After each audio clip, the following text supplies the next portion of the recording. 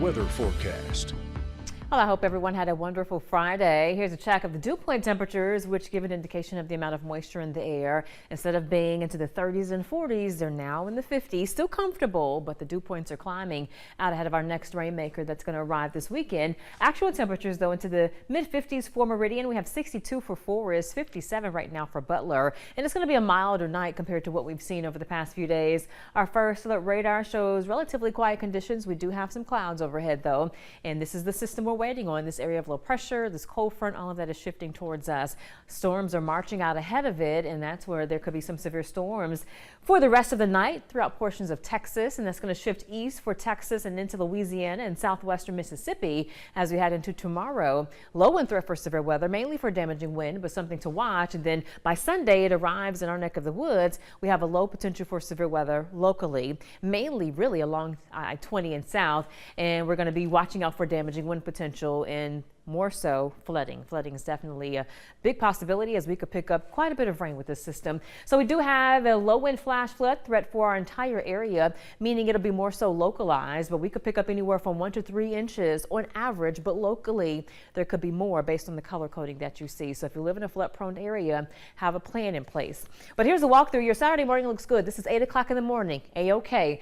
1 o'clock in the afternoon, not a whole lot going on. So again, first half of the day, if you're going to be out and about, if you have some activities planned, the weather looks good. By in the afternoon, though, late afternoon, early evening, this is 4 o'clock, there could be some scattered showers. Not everyone gets wet, but scattered showers are possible. So I think after, let's say, 2 p.m., it's a good idea to carry an umbrella, but I don't think anything will be washed out. By 10 o'clock, we can't rule out some spotty showers, but the main line of rain will start to come in early Sunday. This is 7 a.m. I'm not real confident we'll see severe weather with this. We could have some strong storms along the leading edge, but we're not going to have a whole lot of instability.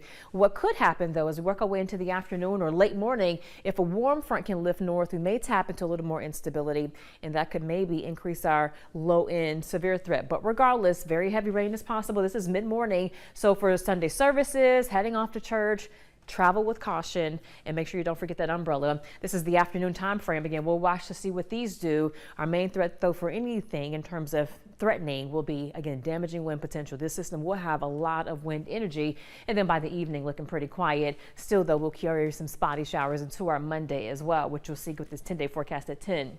This is Melissa. Now the core of it is on top of the storms, meaning it's now kind of vertically stacked. So that's how it can thrive, and it looks like between now and this weekend, it can go from being a tropical storm to a major hurricane potentially.